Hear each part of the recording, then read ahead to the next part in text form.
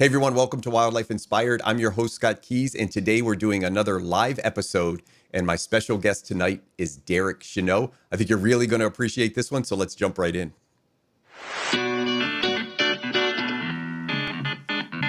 I took this, I just wanted the head, the eye, the bill to be all sharp, and then the rest just to like melt away.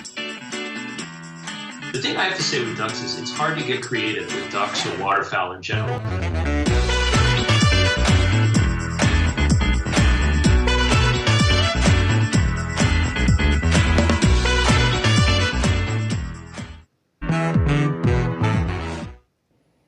Derek, are you there? I'm here. How are you, man? Good. How are you? Hey, everybody. Good. Glad to be here. Yeah. So real quick, let me just tell you how I came across Derek and kind of how long I know him and why I invited him on the show. I think Derek is going to give us a little bit different perspective. One of the things I like about the show here is I get to invite a wide assortment of people, so different types of photography, so macro and some mammals, and I have some photographers lined up for that, so kind of stay tuned. But I also get different levels of experience, so I get to have some professional photographers on, as well as some hobbyists and some amateurs. And I think, you know, kind of knowing Derek for the last couple of years, we met on Instagram, actually met in person once. He came out to Pennsylvania. He needed to learn how to shoot birds, so he came out one day and we kind of just talked about how to shoot birds. I was surprised though, because he was actually really, really good at that time. And over the last, I would say, year, there was this, I would say, like a shift. And I don't know if you agree with that, Derek, but Yeah, I agree. yeah, I noticed this change. And I do want to talk about that as we're going through your images today.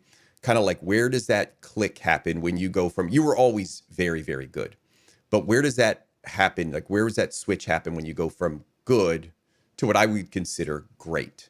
So hopefully we'll get a chance to talk a little bit about that. But before we get into all of your images, I'm going to bring up your Instagram account and kind of browse through here. But go ahead and tell everybody, where do you live? How long have you been doing this? If you have a full-time job outside of photography, what that's all about, as much as you want to tell us about yourself. Okay. Yeah. Hey, everyone. Glad to be here. I started getting into photography about 3.5 years ago.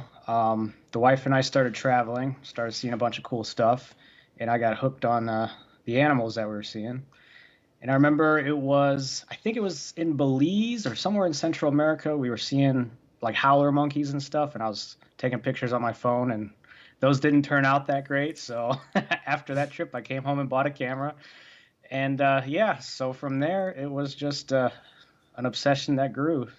Now here we are. And you do have a full-time job.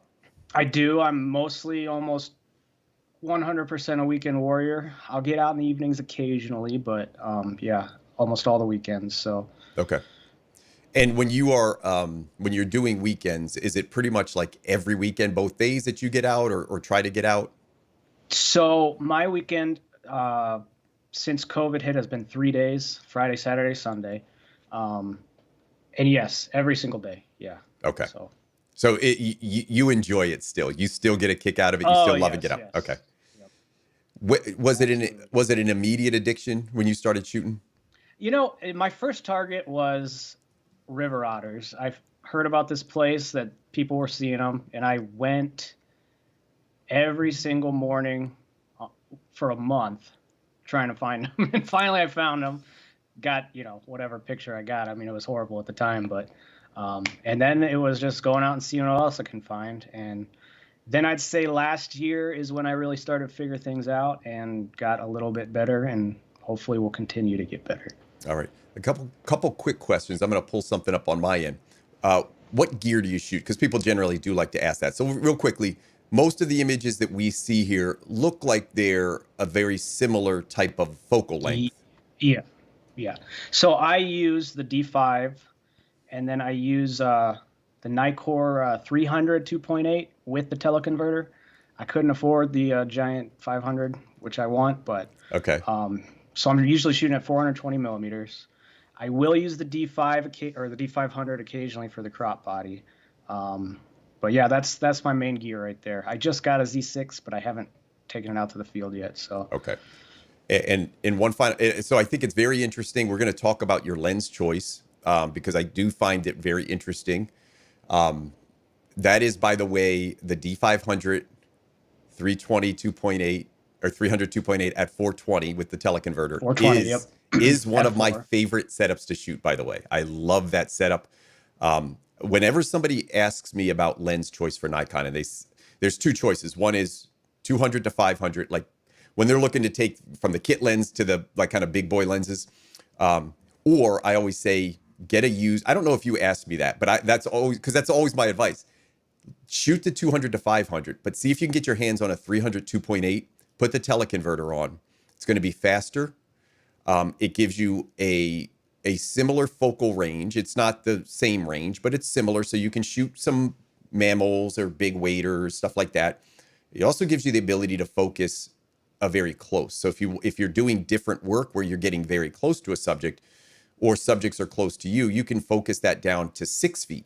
Now, when you're looking at the 600s and 500s, they're typically somewhere between like 10 and 13 or 14 feet, depending on the age of the lens. So it's a much different focal range. And when I shoot songbirds, especially in certain areas when they're migrating, I have these spots where they kind of pop up in front of me. And a 600 millimeter lens does me no good because they're almost always, I should say almost always, but they're often the shots I want are inside of 10 feet. So even the 500 sometimes is limiting. So huge advantage on that lens. Now plus I will say this too, it's because we still like to travel, and it's a perfect travel lens. Yep. I mean, you don't have to carry that big 500 around with you. So Yep. I like it. Yep. I mean, I wish I had the 500, but it works for me. So yeah, I tell you, I shoot I was shooting the 300 with the teleconverter probably, and I own the 500 probably more than I was shooting the 500, depending on subject. So the other thing I will tell you is if you're concerned, if you're looking to make that step in lenses, if you're concerned about the build quality, those telephotos, they open and close. So gook and sand, that 300 is built like a tank. Yeah, you can take it anywhere. You can do anything with it. Sand gets in it, no big deal. You just blow it out and clean it out. But and to your point, it travels very well. Now, the other very important question is back button focus. Do you use it or no? I use back button focus. All right, hold on. Let me go back over here. All right, Derek, I got to put you in the chart here. We are now completely destroyed on this. Derek Shenot, you have made the official count 11 to 5, I think, or something ridiculous like that. All right, so there we are. Back button focus, another back button focus guy. I will be curious, and I'll message you when you start shooting that Z6 or Z6 II, because I do want to talk about that. I'm going to do probably a follow-up show that I did earlier about an episode about just lens choices. I will tell you, I love it for waterfowl. I hate it for everything else. I took it out for songbirds. I committed to 2 straight days of songbird photography where I shot nothing but the mirrorless. Now, in fairness, I didn't try every focus mode. I probably should have, but single point, it just stopped focusing. Like it literally would not focus inside 15 feet to the point where on my lens, I had to manually dial it in, find the subject, and then let it acquire. So I don't know. I played around with the different lens settings. There was no focus limiter on or anything like that, but it almost acted like there was a focus limiter on until I dialed it back. So be very curious if anybody here is having the same kind of concerns with their mirrorless setups. Also, hearing a lot of people with Canon and Sony just raving about it. But I will tell you this. I have this theory that people rave about what they have because they already bought it. I have some people that have been very honest and said, I wish I never switched from a DSLR to a mirrorless. And most of it is around autofocus. So I'm going to do an episode about, kind of the benefits, the pros and cons to autofocus on mirrorless versus DSLRs, and then all the other differences about those. There's 100 videos out about that already, but I'd love to give my take on it soon. All right, so without any further ado, I've got your images pulled up here. And we're just going to look at one at a time. If there's any story behind them, so if there's anything you want to talk about, if it was an interesting setup, or if you just really love how it came out. I try to get the guest not to just focus on, hey, show your 10 best images, but also, do you have a couple with a story behind them? So let's get into this first image. Looks like a song sparrow. Yeah, it's a song sparrow. So tell us about this one. I was actually trying to shoot yellow warblers and common yellowthroats all morning long, and I didn't notice this guy just bouncing around the field. And I saw him kept going to this log, and then I realized, man, I can get those flowers right behind him. So I went and set up, just waited probably 10, 15 minutes. He popped up, and turned out to be one of my favorites of the season so far. I mean, even besides any warblers I've gotten, so I really like it. And this is relatively recently, right? Yes, yes, this is a very recent one, a couple weeks ago, Okay. beginning of May, I think, maybe. But I like the soft grass in the background, and then definitely the flowers coming out on the sides. So Yeah, it's a great little compliment that you've got the yellow in the background, and then just like that little touch of yellow yeah, coming out. yeah, That's almost just in focus, but you definitely make out the plant. I wish I could ID that one. I can't ID that one from yeah. I here. don't know that. I don't know that one for you. I didn't look at it in advance, or else I might give it a shot. I'm afraid to say what I think it is, but I do kind of But have then a the contrast of the sparrow too, I think, works because yeah. if it was a yellow warbler, it kind of blend in to everything. So Yeah. Yeah, real pretty. And light's gorgeous here. Do you remember the lighting conditions? Was it overcast or just really early morning? it was yeah, it was partly sunny, so it kept coming in and out. Okay. Yeah. Yeah, it doesn't look like So there's real strong light. And this image would not nearly work as well with strong light. right. Yeah, it's going to hit that I always tell people like well on the logs in the trees, that tree bark with the white and the dark areas, it just gets real. Even if you don't have shadows, like even if the sun was perfectly at your back and you didn't have any shadows being cast around the bird, just the light and dark areas of like the wood tend to look really, really rough when you do that. And those yellows don't look the same. They don't look as soft and pretty when you're shooting a direct light. So, Uh, yeah, much different image here. Yeah, this one, we actually went on a road trip because of COVID. A lot of our trips got canceled this year, so we did a couple road trips. I became a fan of driving. But this one, we'd spent like 10 days driving out west, and this was on our way home. We just stopped somewhere in Iowa, had a couple hours to kill before dark, so we just went to this local park, and this owl was just sitting on a log. It's a fledgling, so it's a recent, from the nest. And I really got to play around with it, so it was fun. This one turned out really cool, I think, with all the textures and stuff around Yes. it, but Yep. just his face in focus, and yeah, so it was an unexpected shoot. I thought I was done, after 10 days of traveling, going all these national parks and stuff. I thought I was done, but turned out I had one last surprise. Yeah, and I'm going to show the settings real quick. I put these in a Flickr album, so the settings are here. One Yeah, 3/20th of a it second. was in the woods. It was Yep. very dark. So Yeah, dark, so yeah, and you're shooting that at f4. So yeah, not a lot of light, but absolutely gorgeous textures. You're right. I love the texture in this one, and how yeah, lucky to it took, get an I think owl it that low. was, yeah. Right, and that was, I probably do have a phone picture too. I should have sent you, but that's okay. Because it was just right there. It had no problem with us walking around and stuff, so Yeah, it was cool. very, very cool. All right, let's bring up this next one. Louisiana water Yeah, the thrush. water thrush. Yeah, this Man, is a beautiful image. oh man, I'm so happy with this one. So I tried for these guys last year so many times, but it was where I get them is like a wider stream throughout the woods, and it Mhm. was so dark in there.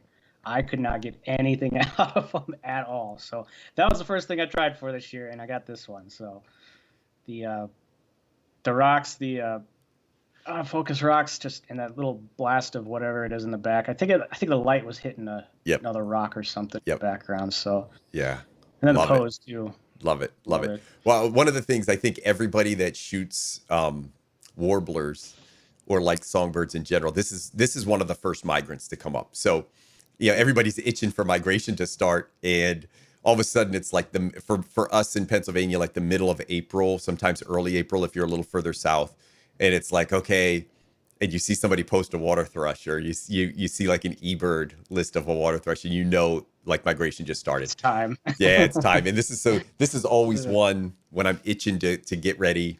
This is normally the first species I shoot unless I go down a little further south and shoot a couple others that come up early. And what's great about Louisiana water thrush, there's a few warblers that I think, since we're kind of in this migration theme, I have this social media theme for May migration. Since we're in this, I just want to talk about this real quick. But there's a couple, I call them starter warblers. Some warblers are much more difficult. They're more difficult to find. They're more difficult to locate. They're more difficult to photograph. Some can be a little bit easier. And none of them, I would say, are super easy. But the easier ones to me can be, not always, but common yellowthroat can be, because they tend to hang around low. So you're getting eye level. Prairie warblers can be a little easier because they tend to hang around in scrub. So again, a little bit lower, and they will often perch at the top of the scrub to sing rather than way over your head. And Louisiana water thrush. So Louisiana water thrush, one, they have a very loud call, so you can hear it. And literally, if you're in the right area and you kind of know the habitat, running water, always next to running water, and you drive in there and you just listen, you just roll your window down. A lot of times you can just hear one singing and start to build a series of locations for these birds. So very loud song, so kind of easy to find once you know the song, and then sometimes easy to get eye level looks because they're going to eventually come down to the water. The one thing I love about this is how do you know how far off the water your lens was for this? Oh, I was right. I was actually laying in the water. I got pretty wet for this one. Okay. And just holding. Yeah, it was like right on the bank there. So I know hand the water was holding? like rushing on my side. Yeah. Okay. Probably just like tilting it up a little bit to get, because probably a little bit of slope right there, I'm guessing. So. Okay. But the camera laying on the ground and then me just like kind of lifting the lens to make it even. So it was really low. And you can really see low. that when you get the foreground, and it almost looks like a line there. And that, I assume that's the water line, but that water line is almost completely blurred out. Now look behind the bird, and again, everything is out of focus. And this is why I tell people with lower angle photography with ground birds, even 6 to 8 inches makes a tremendous difference, because if you are 8 inches higher or a foot higher, you're actually going to shoot down, and you're not going to get that beautiful, very far separation. That stream bank may only be 20 feet away, but it looks like it's a mile away. It's absolutely completely out of focus, or it could be a mile away. You really don't know because it's just, there's nothing there. It's just completely blurred out. Move up a foot and shoot down, and those rocks behind it are probably in focus. The water's probably in focus behind it. It just doesn't have the same feel. So, great job on perspective with this one. Beautiful. Talk to me about this one. Yeah, this one is, I like this one a lot. So I have 2 spots where I can get shorebirds kind of consistently in the right season. One's an hour and a half northeast, one's an hour and a half northwest. So it's quite a drive getting there. I was doing those drives like probably 2 to 3 days a week for a month. This was the last day at this location because it was supposed to shut down the next day for, I think, blue-winged teal hunting. But anyways, I was there the week before. There were tons of birds, probably 30, 40 birds, all in this little area. And I show up this time after an hour and a half drive, and there's one. So I got in position, and I started getting shots and stuff. And the clouds were just so funky on this one. Like they were so thick and so close to the horizon. And I remember taking this picture and taking a shot of it on the back of my camera, thinking like, no one's gonna believe this is real. Like it doesn't look like, it just looks so weird, But yeah, so the colors, that's this it. is So the you can behind the see scenes. Yeah, so the clouds like real close to the horizon. That's where, in the dark spot in the water, that's where it was. I was a little closer. I was up on the bank a little bit, but yeah, this picture doesn't do it too much justice. But the colors were just insanely intense. So turned out to be one of my favorites. Oh, the other part of this was they did actually close this place a day early, so I wasn't even allowed to be there. So I drove an hour and a half to shoot for 10 minutes and leave, but got one of my favorite shorebird pictures. Yeah, so amazing. It worked out. When you shoot, editing wise, actually. Go ahead. That's what I was going to ask you about. I was just going to say, editing wise, I stretched the canvas a little bit just to get it for Instagram, cropping vertical. It was shot vertical, and this is almost the full frame, but I stretched the image just a little bit to get that vertical for Instagram. So okay, yeah, and when you shoot back into the sun, or back into the the direction of the sun, and you're getting like a silhouette like this, do you do anything special with so are you shooting like auto ISO, or are you just manually exposing it? No, I manually. This one was really high. I think I wrote it down. I could pull it up here. Oh no, this one wasn't too bad. I did have the ISO pretty high. Yeah, 4,000 of a second, I think. But I honestly don't even know what species this is. I never got a good look at it. I'm guessing some kind of yellow legs, but I don't know. That's a tough. No, I was going to say yellow legs, but I couldn't swear to it. I shoot manual almost all the time. I almost never put anything on auto. So I just get it to where I need it, and then blast away. If I screw it up, then hopefully I can fix it in post. If not, then oh well. Yeah. All right, cool. All right, so this was the behind the scenes. Let's go to this next one. Oh man, I'm so jealous of this. Yeah, this was So cool. so jealous of this. So winter around here is absolutely brutal. And I was just watching everyone on Instagram kill it up in Minnesota. Yeah. So I got pretty jealous. So I took a last minute trip. I was just like, you know what, I'm doing it. I went for a week. It was their coldest spell I think they had. It was in the negative 30s every single day. And the owls were not that active. I got to see a couple. I might have got some shots. I don't love them, but I never posted them. But they'll probably work. But yeah, these guys, I've never seen these guys. So, and then topping on the tree there. This was the only day I actually had any snowfall, so it worked out that he came in. How did you get eye level for this? This one, so obviously I'm at Saxon Bog. There is some feeders set up at the visitor center. So you just, but there's this one with a little deck. You can sit on the bench, and there's these shorter pine trees around, and hopefully they land on it. This one happened to. Oh, so jealous. Yeah, I've never photographed I've never these. shot like a feeder bird before, but I didn't care at that point. I was just having fun. Yeah, who I'm cares? traveling. It's like, I don't care, you know? Yeah. I'm just pulling up settings so people could see f4, 1/800th of a second, 420, ISO 500. So nice soft overcast light for this one too. Obviously with the snow falling, you've got some cloud cover, but enough light to get, decent settings. Yeah. Beautiful. I'm just looking at it because I'm so jealous. Yeah, we don't get we get these here, but not much. Well, you know what's funny is the evening grosbeaks, it was an eruption year for them. Yeah. And they were everywhere, but I could not get a shot of one. Yeah. I got a female. I did not get a male, but the pine worked out. So I was we had a few reportings, like yard birds that they would come into feeders and hang out, and some people had them every day, flocks of them. Yeah, I didn't see one, and I don't know that we're gonna have another year like that for a while. It was a pretty epic year for finches in general, but yeah, I had them up on the mountain. I had a few like purple finches and stuff, like more than usual. That was more during migration. So yeah, beautiful. This one's I know we had a couple. This one's super. Yep. Yeah, that was cool. We went to, I think we canceled a trip to Arizona and just drove to Florida just because of COVID. And man, the birds down there are just so cooperative. They're right in your face. So I just played around as much as I could. This was shot like through Spanish moss directly into the sun. Yeah. I mean, it actually, on the bottom there, it gets higher because that's exactly where the sun was coming up. I had to burn that down a little bit.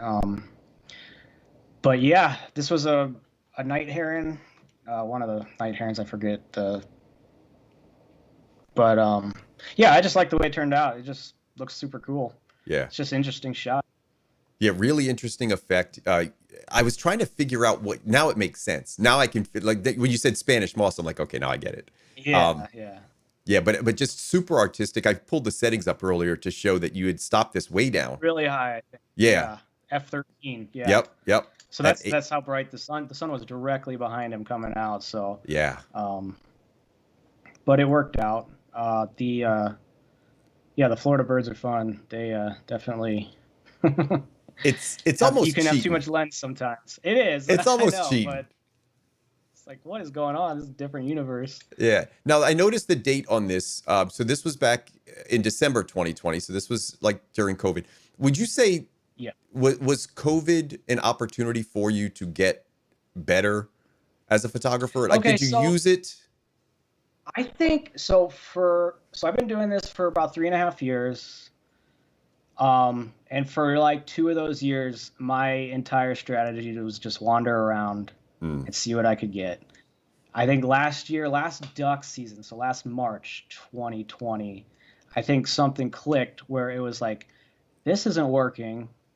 There's a way to get close to these birds, and I'm not doing it. So that's when I really started to focus on how to get close to these birds, and I think that's where all this came from. So that's my year of progress. I call this really my first year of photography because I'm really just, especially locally, I'm learning the spots. learning the best way to shoot these spots, where the birds are and stuff like, and the right time to go, especially. So Yeah. so I think that was my main benefit, I guess, was just trying to slow down and not just walk around, hope to get lucky. It's amazing when I think back of so when I started, it was 8 years ago, and the advantage now, I think, is there's a lot more good information out there about bird photography and wildlife photography in general. So the learning curve, I think, if you're interested in research, can be extremely quick relative to when I started. Yeah, when I started, I mean, for 2 years, I did what you did. Just walk around. I would literally Google Map, right? And I would look at anything that was green because that meant it was a park or something like that. And I would just go there. I would just show up, not knowing anything about species or what I should find there. And I would literally just walk around and look. And once in a while you get lucky and the light is right. But when you're just wandering around, what you're really doing is wasting light sometimes and wasting opportunities. And Absolutely. Yeah. When you start to get if it's a sunny day, you get like a half hour. Yep. And that's it. So. Yep. And I had that, I had that recently where we were out and it was like brutal bright sun and it was 30, 45 minutes. And then you do train, you can change strategy. You can go in kind of into the forest a little bit or try to find some shade to shoot in, but shooting in this bright kind of summer sun with no haze or anything on the horizon is pretty rough. But I would say the biggest thing I think I took away over that transition that I made was once you get these locations down, and that's why I always say locations are more important than birds. Birds are going to be in great locations that photograph well eventually, and you're going to get great pictures. But you start to figure out these routines, and then you're efficient about it. Then I can go out in one day and process 15, 20 images and decent images. But it's all only because I know where to go when the light looks like this or how to shoot. And I'm just much, much more efficient than I was in the beginning when I was literally just hoping something shows up and pops in front of my camera, just hoping it was there. Yeah. That's not a good strategy. Yeah. Like for instance, like we shot together last spring. You kind of showed me what you do. So I came home and basically filled a notebook with all Ohio's breeding warblers, where to find them, what habitat they live in, everything like that. And then just started scouting for these areas and found some great spots. Still looking for a couple of them. That Kentucky, I'll get you one day. Yeah, that's a tough one. Yeah. So it's been fun. So this is a great example of what we were just talking about. It was kind of slow. I forget when this was, like July or August. August. Okay. So it was kind of slow around. I was just wandering around, just seeing what I could find. And I saw all these guys and I was like, how the hell can I shoot these guys? So basically the next day I went, it's a big marsh. There's a group, like a condensed group of these fallen down logs where they were hanging out. And so the next morning before sunrise, I just went and I got in the marsh in the middle of all these logs. And I was like, I don't know how well this is going to work. I was wearing camo. I was like, I'm just going to try it and see what happens. And I swear within 5 minutes of the sun coming out, I had 10 of these guys right in front of me. And this isn't even my favorite shot I got, but this was the experience. Like they were right in my face. Like because I was already there, I don't think they minded me as much. Yes. And eventually I had camo netting over my face, so I took it off and was just taking cell phone pictures. And they just continued on their thing. It was awesome. It was a great experience. Yeah. So that's the marsh. Yeah, you can see all the logs and meat in it. It smelled great. So you got waders on, right? You're not just jumping there in your bathing suit. Right. Yeah. So for this one, I did have waders. Yeah. I got a dry suit since then, so I use that now. But. And are you on a tripod for this?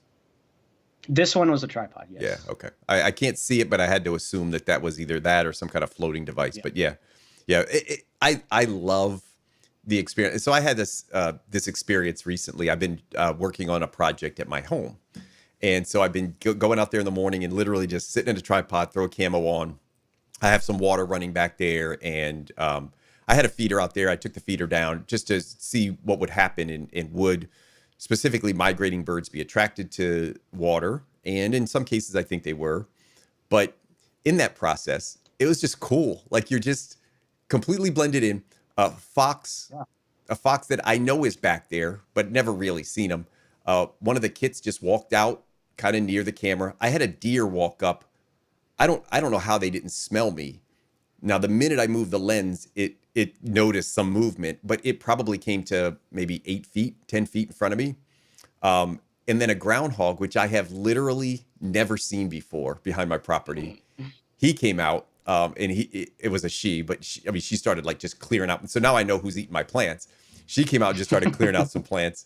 But all of this like cool stuff, I had birds like landing on the fence, which is 1 foot behind me. I could hear them. Like I thought they were going to land on my head. When you're that like kind of blended in, I know that's not everybody's style, but when you're that blended in, even on the mornings that I didn't take pictures, it was just really cool to feel like, Oh yeah. I'm not disrupting anything. Right. There's definitely something special when, a wild animal gets that close to you. Even if you're not, like the ducks half the time when I'm in the floating blind will get so close that it's like I can't even take a picture of this, but it's like this is crazy. Yeah. Yeah. It's just a special experience that a lot of people don't get, so I enjoy it. Yeah. This one was awesome though. I had so much fun this morning. I sat with these guys for probably 40 minutes after the sun came out and I couldn't shoot anymore. It's like it was just awesome just watching them. Yeah, that's great.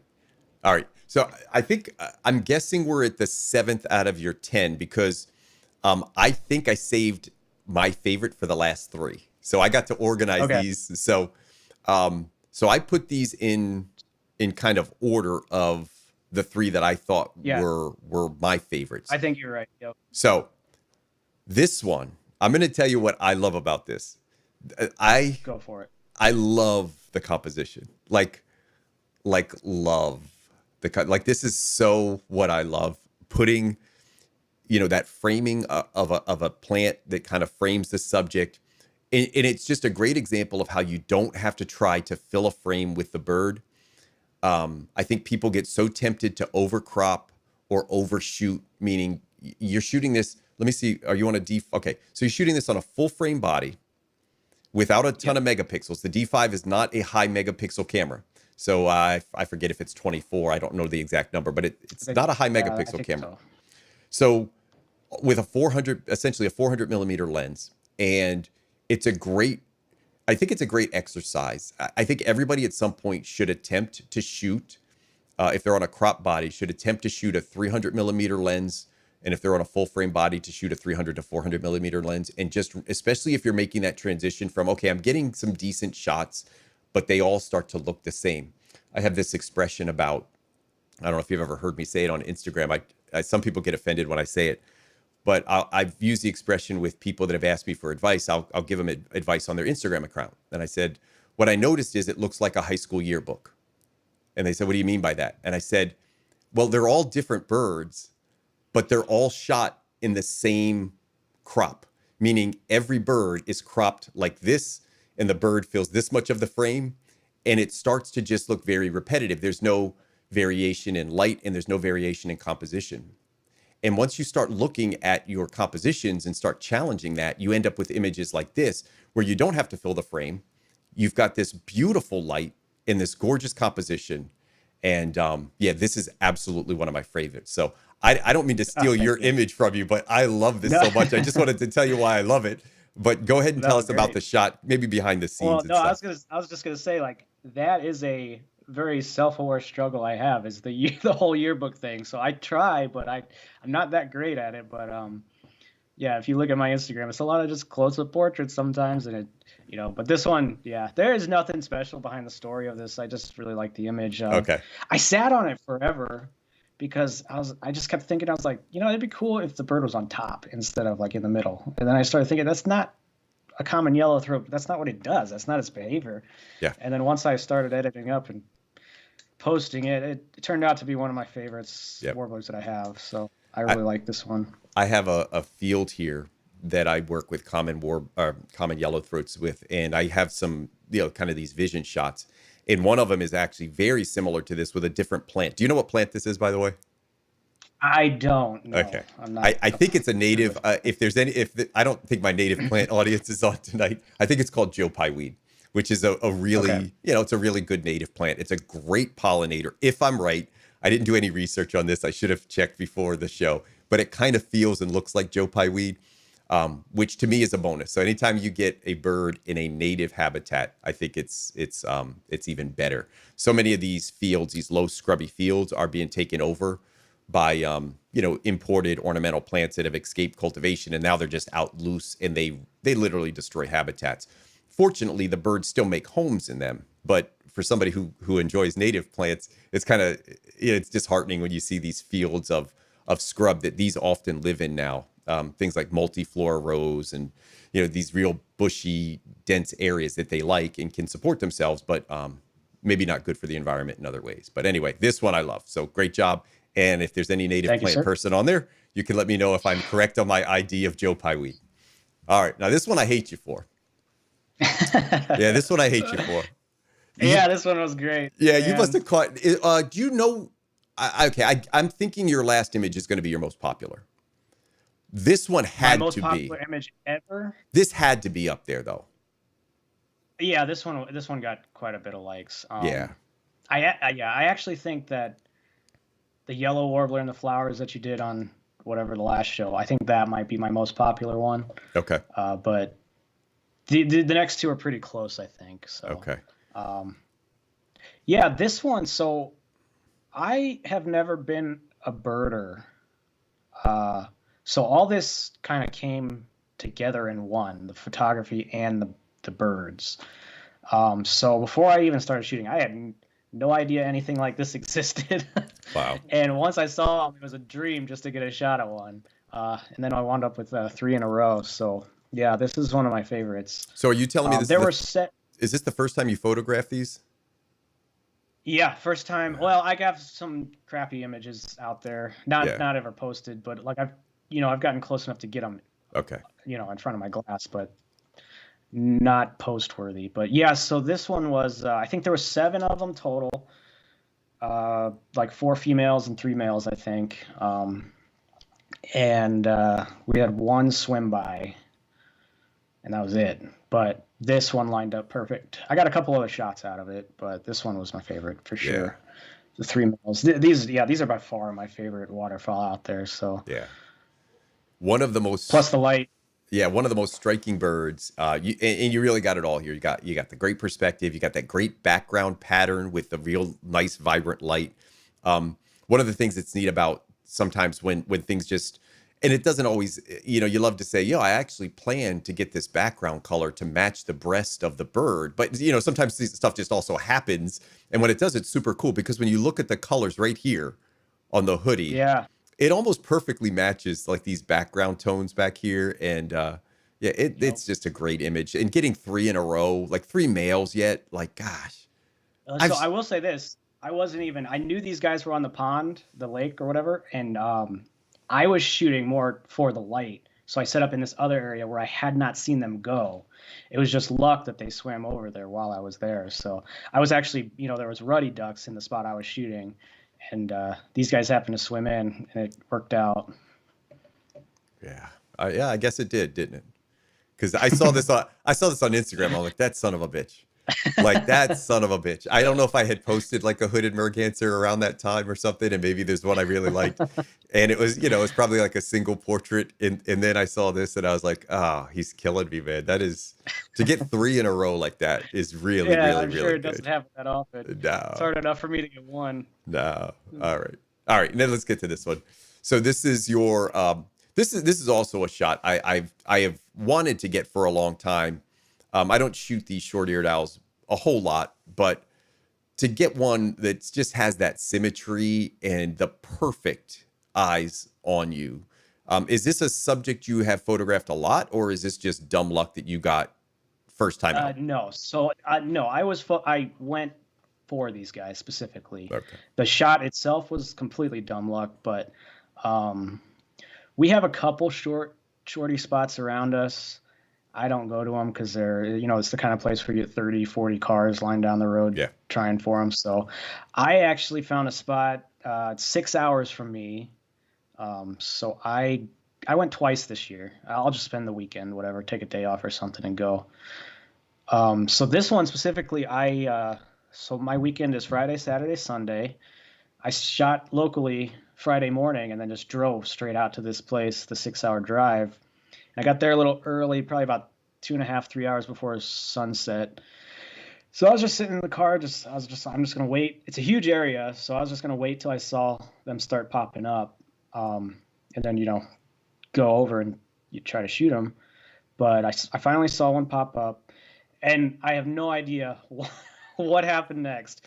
Because all I did was like literally get out of my car, cross the road to the edge of the field where they were flying. Because this guy was in a tree at the time, probably 200 yards out. This guy beeline for me. I have no earthly idea why, but there's no reason for my settings to be right. I mean, obviously you can tell it's a little noisy because I barely had my camera on, and he just came straight at me. I have a sequence of these that are I still can't believe I managed to maintain focus, but somehow I did. This was the best. You must have been like literally heart racing. Oh my God, it was such a rush. You have no idea. I mean, I couldn't even focus after that. Yeah. But this was the only close look I got all weekend, but that's okay. I think after this, it's like, all right, I'm done here. Like, we're good. I could just go home. But yeah, I still have no idea what motivated this guy to come straight at me, but he did, and then flew off, and I didn't see him again. So there was some throughout during the weekend. I just never got close to him. And you're not. I mean, I always ask guests about baiting things beforehand, so I just want to put that out. Okay, so this is not a baited shot. Okay, and I only say that because I think everybody knows that I don't have guests on. Generally, I don't think I've ever had a guest on that I could confirm was baiting raptors. It's just not something that I do. I'm not putting an ethical statement out there about it. It's just not something I do or try to promote. So yeah, I've never baited or. There was nothing with this one. It was just a random event that I happened to catch on camera. Yeah, just insane. I have this, so I shoot raptors in the fall quite a bit, and I have these dream shots, and I get a pretty good amount of decent sharp-shinned hawks because it's a very common migrant around here. So they're just kind of zooming past the ridge all day that I shoot, and I have this fear that one day a goshawk is going to come in. And a goshawk is pretty hard to find. We see them in migration, but only a couple a year. And I have this fear that it's going to give me one of these Sharpie looks that I get, and it's going to come like this, like right at me, and I'm just gonna crap myself. Like I'm just gonna literally freeze up and not be able to function. And so I pray that doesn't happen because I think if I go up there, for the rest of my life regularly, this opportunity probably will present itself at some point with a goshawk, and I know it will never happen again. It's going to be like literally once in a lifetime. Either you get it or you screw this up forever and you're done. And there's another image I want with a red-shouldered hawk. I have these two kind of vision shots. Now the nice thing is I get enough other activity up there that in between these vision shots that I want to get, I can get some other stuff. I can get some migrating songbirds, and I can get these sharp-shinned hawks or red-tailed hawks that are kind of local and hanging out. And sometimes they do cool stuff. But and I also I think the other thing about it is I just love to do it. So even in days where I don't have a great set of images, I don't ever think I'm wasting my time. I still love just being outside. So I think that helps me personally a lot. I don't know if you feel the same way or if you get kind of frustrated. Oh, absolutely. Yeah. No, I don't care. If I'm out there, I'm happy. If I can get anything in front of my lens, I'm even happier. So yeah. I don't put too much strife in it anymore. It's like I used to, but it's it's not worth it. It's just fun. Yeah. I just enjoy being out with this stuff. So yeah. And you don't have I didn't bring you on here to plug a whole lot of stuff. I'm like, hey, do you want to plug anything? You're like, nah, let's just talk about the images. We're good. No, I have an Instagram. You can go follow me. Yeah. That's about it. That's your Instagram. I'll pull it up. I was kind of curious. I was going to try to go back on your Instagram. I'm just going to scroll here. So just if you're watching live, just pardon the scrolling here. Yeah, you can see the quality slowly get worse. Here's what I wanted to see. Okay, here we go. This is Yeah, I looked at this one. Yeah. Yeah. So that shows you something. I didn't even know what a warbler was when I started photography. So yeah, and this was 2018. So Yeah, seems about right. So I yeah, think I got my first big lens in October of 2017. yep. Couple good images in here. The one thing you just see it, like you just see the difference in somebody's growth. Like my guess is, if you shot this today, you probably wouldn't post it, or maybe you edit it a little bit differently. It's not a terrible Yeah, image, yeah, but not the same quality as, certainly the 10 images we just looked at. And here's, we talked about the light and how yellow can look, and this light's not awful. This isn't bad. It's actually really cool behavior. I didn't see the behavior when I was looking at the thumbnail, but that's not too bad. That's a pretty cool image. So yeah, you had I good actually, stuff. you know what? You know what's funny? That picture right there is the first picture I took with the 300, I think. Okay, cool. First one I posted from that. So Yeah. But you could definitely see, like, these are good. And that's what I said. Like, you were always good. You were never like, oh, this guy's awful. But there was definitely a change. This is a really good image. That's a beautiful Yes. image. We decided to keep this Yeah. to birds, by the way, for the subject matter. I would have put this in as probably one of your top 10. I don't know if you would feel the same way. That one's pretty good. Yeah, there is. I don't know. Like now, I just want something like that stands out a little bit in the image, like just something special more than just a bird on a stick. I got plenty of those. And like I said, like, yeah, if you look at this, it is a lot of yearbook shots. And that's one thing I try to, just some kind of interesting texture in the background maybe Yep. would make me happy. And Yeah, well, you could see it here. Like, so this is that was the 2019. Again, not awful stuff, like good. But now here's 2020, and look at the light difference. So that's a song sparrow with this really nice patterns. Here's a loon with these really kind of luminant texture or colors. Yeah, much better. Oh, this one's nice. Yeah, these aren't all yearbook images. Look at this. You got a little environmental, a little yellow rumped in the rain, a little reflection, little palm warbler reflection. So you got some good stuff in here. And these are far from like, you look at this. Compositions are all varied here. Yeah, these aren't yearbook pictures. Yeah, this is last year. So this is when I started, kind of realizing what I'm doing. Yeah, a little bit. Did you go back? Did you go but back and purge your older stuff? Not too much. There's Okay. a couple stuff that I posted and I didn't like that much. I like maybe 5 images at the most. Here's another one I hate you for. Yeah, that was. I think I gave you a hard time when you posted this. Yeah, that was a fallout, and it was incredible. I have never witnessed anything like it before. Yeah. So obviously, we don't get these warblers in Ohio except for when they pass through, and there was hundreds, if not over 1,000 of them in this one very condensed area. Yeah. It was. Yeah. Oh, pretty look cool. at this. You actually gave me. Thank you, Scott, for the advice on helping to edit this. Yeah, you helped me with that one. Well, so. I think I'm like, you got to send me that image. Because I've never edited a bay-breasted warbler before, a male bay-breasted warbler before in breeding plumage. And I was like, can I just look at it? Can I just like see, like, it's like somebody wanting to drive somebody else's new car. I'm like, can you just send me the raw file and let me like kind of look at it and play around with it? Yeah, that's funny. I kind of forgot about that. Oh man. But yeah, I have 2 nemesis species. This is one because they don't breed here. So I can only get them during migration. And we don't really have fallouts of these breeding warblers often. This species, bay-breasted.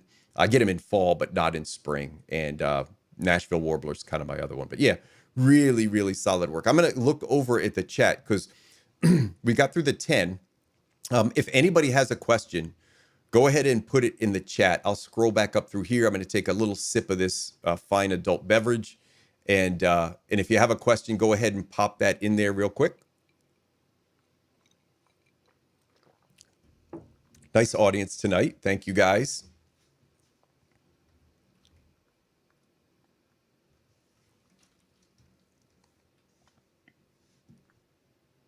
Let me close down a couple things up here. Yeah, this is so good. Yeah, really terrific stuff. Cool, man. Thanks. Yeah, and as far as, let me just, while I have kind of a live audience here, we are doing this migration theme. So if you're also on Instagram, I try to do these like themes maybe each month or each, couple months, try to do a theme. A couple themes I'm playing around with. I'm convinced I'm going to do a kit lens challenge. So I'm actually going to put, I had it planned last week for my challenge. I'm going to put a 55 to 300 on a crop body. And I'm going to see if, you know how people say, well, yeah, of course you take good pictures. You've got that big lens. I just want to see if I can make I haven't shot it in, God, I don't even know, 10 years, 8 years, like whenever the first, I upgraded instantly from it. So that will be something that I'm kind of throwing around, the idea of an Instagram challenge where you can only use a lens that cost retail under $500. So that'll be the kit lens challenge. I'm going to probably do something with abstracts. So some abstract wildlife challenges. And tomorrow I'm starting a warbler challenge on Instagram. So images shot this year, April and May, to kind of coincide with migration. What's the best, kind of warbler image that you can submit? So those are some of the things I'm working on now as ideas. Also have a couple videos. It's hard to make, YouTube videos are a lot easier to make in winter. So I did a few of those, but I'll do some pre-recorded or recorded videos and drop those as well. And I have a couple themes around that. We're going to talk about wildlife and printing on one of those subjects, and some opinion pieces, this concept of captive life photography versus wildlife photography. So shooting things that aren't really wildlife, but some people try to pass off as wildlife. I have these strong feelings about that. So I thought maybe I'd get myself in trouble and put that out there and get some people angry at me. So we did have a couple questions come in. Do you ever take newer photographers with you? If you want to come, sure, I don't care. I mostly fly solo. I don't enjoy shooting with a crowd, but I don't mind shooting with 2 or 3 people. So yeah, it's interesting. You mentioned the short-eared owls, and I meant to mention this or talk about it. You said you've got places locally that you bypass to go 6 hours. More people there, but what is it's not a difference in the birds, right? I mean, same birds, same type of habitat. I've actually never been down there, so I don't know what the actual location is like to shoot. For me, and that's kind of how I started out, was, hearing about stuff on Facebook, but there's something for me, just standing around all getting the same image. It's just not, if that's what you want to do, that's fine. It's just not for me. So yep. I try to find my own spots where I can be alone, and I feel like I get better images out of it for sure. So yep, that's and I think it's important. You kind of said there's nothing wrong with it. There absolutely is nothing wrong with doing that. And I got to be careful, because sometimes I can come across with my opinions and they sound or they could sound judgmental when I say, well, I'm not going to go somewhere where other people are shooting. I don't want the same images.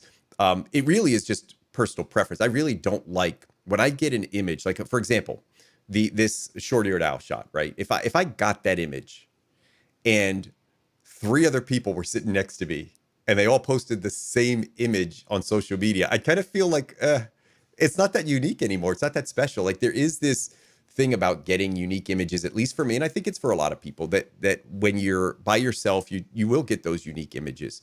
And then there's this other part about just having a lot of people around, where it just kind of feels like, this is starting to feel like zoo photography a little bit more. There's just like a lot of people, a lot of noise, a lot of commotion. People start getting chit chatty. It can be a lot more work to find these spots where you can be alone, but I think it's worth it. So I do it. McGee Marsh is only 2 hours from me, and it's an experience for sure. I've been there, I've done it, but it's not my style of photography anymore. So, but if you want to come out and shoot, just let me know. Biggest change in your field technique since 2019. So in the field, what do you notice different? So I'd say most of my photography is setting up and waiting for the shot. I'll set up. I probably not warblers. Warblers are definitely still walking around trying to find, the birds. But I'd say most of not 90, probably 70% of my photography is getting in location early and waiting for the light and the subject. So ducks, shorebirds, I do it for the most part. I will for shorebirds, and I'd say, and camo. Yep. And somebody, there's kind of a follow up to this is when you are buying gear, did you decide to just, okay, I want to get a little bit more serious, and then you kind of go out and you make the floating blind, you get the camo, you like, was that all at once, or do you just kind of like piece it together Oh, slowly? definitely piece it together. Yeah. Yeah. Like last year I did ducks in waders with, just camo netting over me. Even last fall I did that too. And then last fall I was like, I want to focus on ducks more. So I got the dry suit and the floating hide, and I did that this past spring. So And I yeah, don't, it's definitely a piece together thing. for the we don't have to give out brand names or anything. Did you buy or build the float hide? Yeah, I wasn't that ambitious to build one, so So you bought, I okay, all bought right, one. all right. And there are some commercial ones out there. I think they probably run 600, 700, Yeah, little yeah. more, somewhere in that range. Okay, but there are I think it might have been a little less than that, probably okay, about 500. okay. Yeah, and I know several people. I have built one, and several other people have built them, so they're not impossible to build. All day, and I don't even tell people how I build mine. I just think that that's part of the fun. Like, if you're creative and you want to build one, freaking figure it out, man. Just put your stuff together. Get you like some floating thing and play around with it. Because honestly, like when you MacGyver stuff on your own, it's kind of fun to play around and tweak. If you have that personality, some people don't have that. They just would rather just go out and get the thing. One of the things Well, I last year, oh, go ahead. go ahead. No, I was go gonna ahead. say last year I had for ducks I had a ball cap that I like wired a hanger through so it stuck out way far, and then I just draped the camo. So yeah, I've definitely MacGyvered things before. I have a I still good have one. it in the back of my truck. I found a good one. I'll send it to you one day. I didn't use it yet, but it's pretty good. Like, it's a pretty good little MacGyver. I just have to put it together. I didn't get it together for ducks this spring, but it's a shoreline setup for ducks that just offers a quick little like pop-up blind that you could put on the shoreline. It's got camo. It's literally like it almost is like not spring loaded, but it's almost like just pop it in, you're covered, go. So one of the things with those blinds Yeah, is I I could try do to set something them like up that. quick, because sometimes you kind of see where the duck is headed, and I use Mhm. coves, so I'll try to get around the corner, and I have to get there before the duck sees me set up. So I've got to like sprint down there, get set up real quick, and then hope that the duck comes around the corner. I wish I had. I don't set up my own images that much on the show, but I wish I had a couple to show you, because there's actually one that I had this year that I did exactly that, and just prayed that this wood duck would come around the corner, and he just came right up on me. So it was yeah, I liked that one. I actually, you know what? Let me see if I can find it real quick. People will start dozing off now. They're like, oh, here goes Keys. And he'll start showing his images. But I just thought it was a good example of this. Oh gosh, if I could find it. Yeah, it might be buried back here a little bit. It was this year though. Yeah, I'm back in winter now. All right, well, I'll find it some other time and show people and tell the story again. Steve, I think it's a nice comment. He mentions no camera bashing. Things have gotten negative lately in the brand wars. I will tell you this: the least important thing in photography is the gear. Once you attain a certain level of gear, so you make this huge jump when you go from the starter body, the starter kit, to the intermediate kit, and then you go from the intermediate kit to the high level kit. And once you're in that range, even from the medium to the high level, there's a definite jump. And I'm talking about like going from maybe a 150 to 600 like Sigma or Tamron type lens into a prime lens. It makes a difference.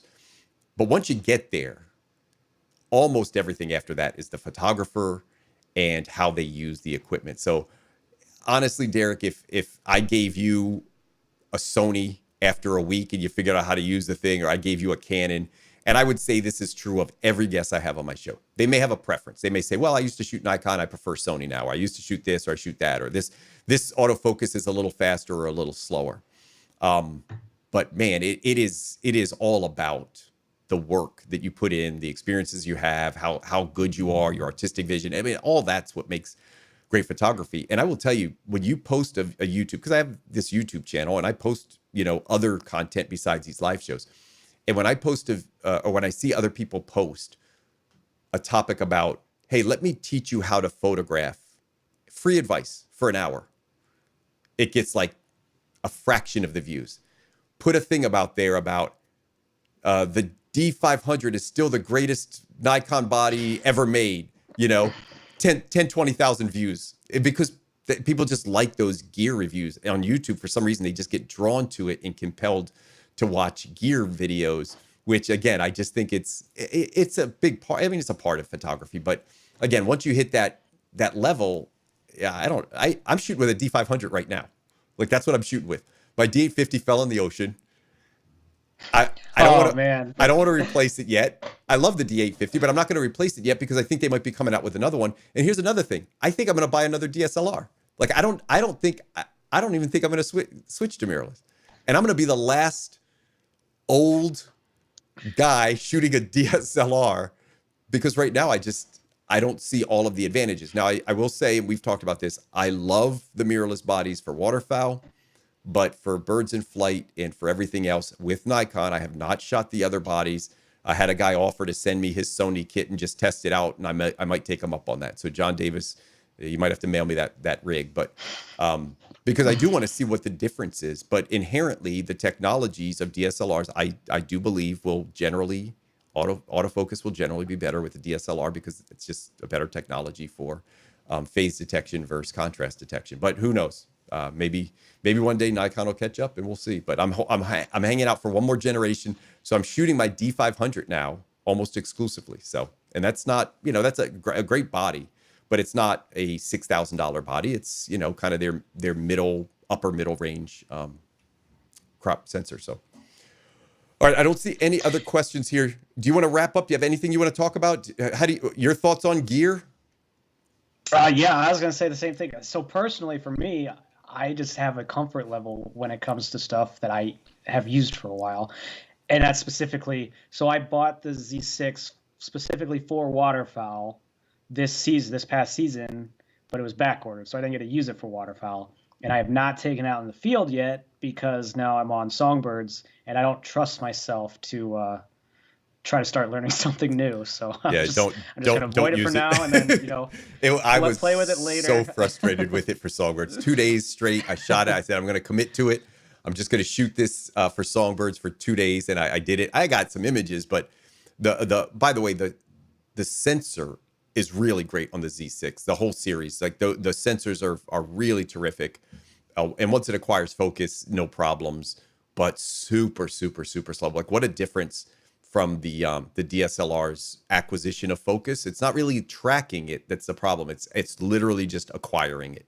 And in low light, almost, really, really, really, really tough. So anyway, all right, sir, let me see. I don't see any other questions here. So thank you so much for coming on. This was a lot of fun. You did great. Oh yeah, absolutely. Yeah, you did great. I want to thank you for having me, for everyone for watching. Thank you. Yeah. All right, let me pull up. I'm going to just say goodbye here real quick. Hang on the line. Hang on the Skype line. I'll be with you. It takes about a minute or two for me to wrap up. So just sit tight. And hey, I hope you enjoyed the show. I love Derek. I've known him for a couple years now on Instagram. Great guy. And you can see the difference. And one of the things I really wanted to feature was somebody who's made this incremental jump from being good to great. And he talked a little bit about some of the stuff behind the scenes, how important the location was for him. And then you could see like the use of light just change in his images as well as we scroll back through that Instagram account. So really wanted to say I thought it was a great show and I loved having him. So without any further ado, enjoy your night and we'll catch you soon. Thanks for tuning in to another live episode of Wildlife Inspired. If you're not a subscriber, you're going to want to make sure you hit the subscribe button now. And if you like the video, give it a thumbs up and leave a comment. I love to hear it. Now, you can find me on my social media contacts down here at SKeysImages and on my website, skeysimages.com. If you enjoy the content, you're also going to want to check out patreon.com/wildlifeinspired, my subscription site where I take you in the field and behind the scenes, and I offer lots of editing advice in both Lightroom and Photoshop. I also have videos there that are archived only for Patreon subscribers. I do want to thank you for your ongoing support, and I hope we can continue to find inspiration in wildlife together.